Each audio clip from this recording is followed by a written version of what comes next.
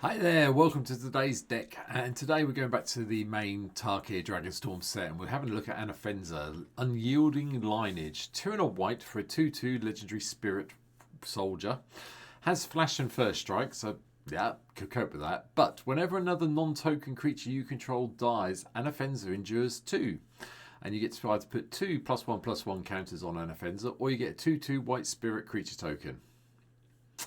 Yeah, if you know me in white decks, I like tokens. I really do. But I've tried, we're going to try and build the army up with Anafenza this time instead of using some of the other things I usually use to create extra creature tokens. So here we go. Here's what I'm doing with Anafenza for today's deck. But before I go any further, I'd just like to say thank you to everybody who subscribed over the last couple of weeks. It's lovely that I'm now sitting at 650. So if this is your first time here, I'd really love it if you could hit the subscribe button. If you've been here before, please hit the like button. Please hit the share button. Do all the things to help me out with the YouTube algorithm to get me out there. We're getting closer to the 1,000 target that I've been trying to get to for the last 3 years now. But I really do appreciate it, so I just want to say thank you for everybody before I went any further with the deck today. I meant to do it on yesterday's video, but I forgot. So thank you to everybody. But here we go. Here's what today's deck really does look like. So we like having creatures come into play with Anafenzas. We've got 29 in the deck because we've got a lot of backup things. There's a couple of cards I haven't played for a while, so I'll get to them. But I went with cheap creatures to start with because we want things to do. So we've got Novice Inspector to get the clue token, then a little bit of life gain with the Soul's Attendant and Soul's Warden. Thraben Inspector gives us another clue. Felidar Cub gives us a way to sacrifice itself to destroy an enchantment and give us a 2/2 spirit when Anafenza's in play. Likewise, Fortress Kingguard comes in from the main set as well, just for the fact that it does endure 1, so that's fine by me. Roman Unicorns also in to take out those enchantments that are going to annoy us. Spirited Companion lets us draw a card. And then Bottle Gnomes is quite fun. We sacrifice this, gain 3 life, as well as get a 2/2 when Anafenza's in play. I'm quite happy with that deal, to be honest. Likewise, Burnished Hearts here to get us 2 basic planes into play, because obviously we're playing a single mono-coloured deck, so we might as well just do this. 3 mana to sacrifice it, get 2 basic planes, so you get 2 lands and a 2/2 of Anafenza's in play, so yay. Bygone Bishop lets us just have some extra investigate things with our creatures that cost 3 or less. Enduring Innocence is also here to draw cards when creatures with power 2 or less come into play, which is basically everything we've talked about so far. Then we have Frontline Medic. Now, Frontline Medic's a card I haven't played for a while in any of my decks, but attacking with at least 2 other creatures means everything gains indestructible. So that does actually help us, believe it or not, if we can get it to work. The bonus of sacrificing off to counter target spell with X in its mana costs, unless someone pays 3, is also quite useful at the moment. Lauren's in as well to blow up those artifacts and enchantments and then make friends with somebody.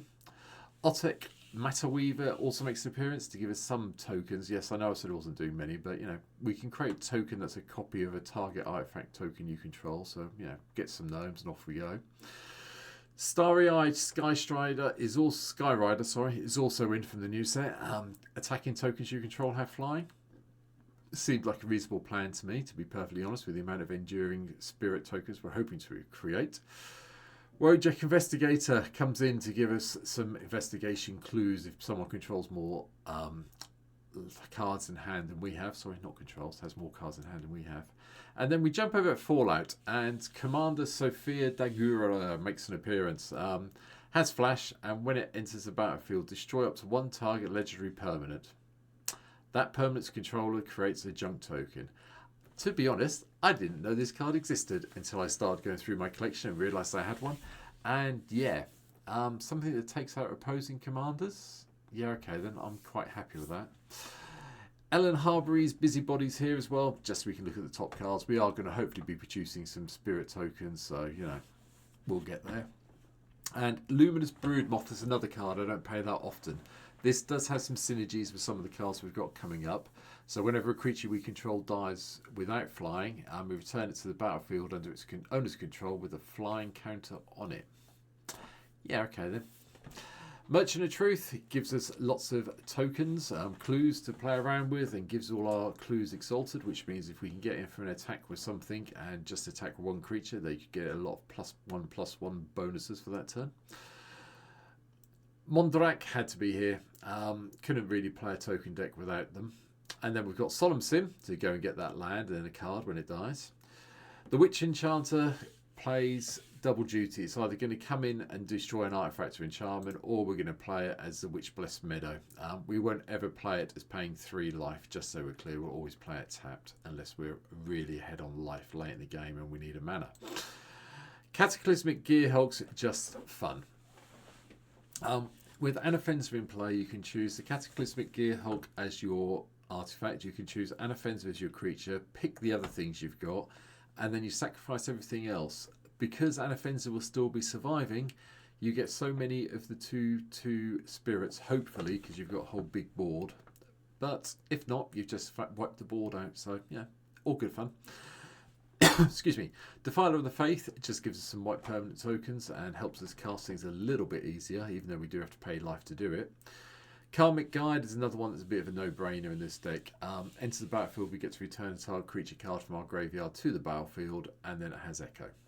Don't have to pay the Echo cost, but we possibly will do and have a 2/2 flyer with Pro Black. Isn't the worst thing. The other great card that we always need to have in for token decks is Oja Attack, Deepest Foundation. Again, another land if we need it. But yeah, tripling up our token generation is always fun. And finally, Soul of Migration. Yeah, 4 mana to evoke this and get a couple of bird tokens isn't great, but 7 mana. But there's a reason. I have a reason for having a 2/4 in the deck that costs 7 mana. Believe me, we'll get there. Just 2 sorceries to control the board, Day of Judgment, Wrath of God. And then we have some instants. Now, we've got Enlightened Tutor in here as one of the game changers. You'll probably see why in a minute when I get there. Then we've got some targeted removal, Path to Exile, Swords to Plowshares. Keeping our team safe with Teferi's Protection and Unbreakable Formation. And then a Chroma's Will, so we can eventually do that Alpha Strike that I love doing. Artifacts, mainly ramp with some extra bits. Mox Tantalite, Soul Talisman, Elixir of Immortality, you know the reason why. Soul Ring, Arcane Signet, then Lightning Greaves to protect Anafenza, Marble Diamond for some ramp, Pearl Medallion to cut the cost of our creatures' spells down, more protection for Anafenza in the Swiftfoot Boots, and then we're going to talk about, we'll just skip that for a minute then, Halo Fountain, so we may win the game that way. Mithril Coat really does protect Anafenza very well, and the Throne of Eldraine, because we're in a mono-colour deck, it makes complete sense to have this here. But there are 2 cards I missed out specifically, Ashnod's Altar and Phyrexian Altar. We want ways to sacrifice off our creatures up here, and these are 2 of the best ways I could think of for doing it, to give us that extra mana to recast things. It's a bit strange, I know. White sacrificing decks aren't something we see very often, but I figured this one was probably worth having a go at. Now, I did mention up here somewhere we have Enlightened Tutor, and we have some of the things coming up that you might think of, but there's one specific one I want to talk about that's not being played very much. So we've got land tax, we've got the flowering of the white tree, which is just a better crusade in all intents and purposes. Intangible Virtue makes sense because we are creating tokens, so we might as well have them a little bit of pumping.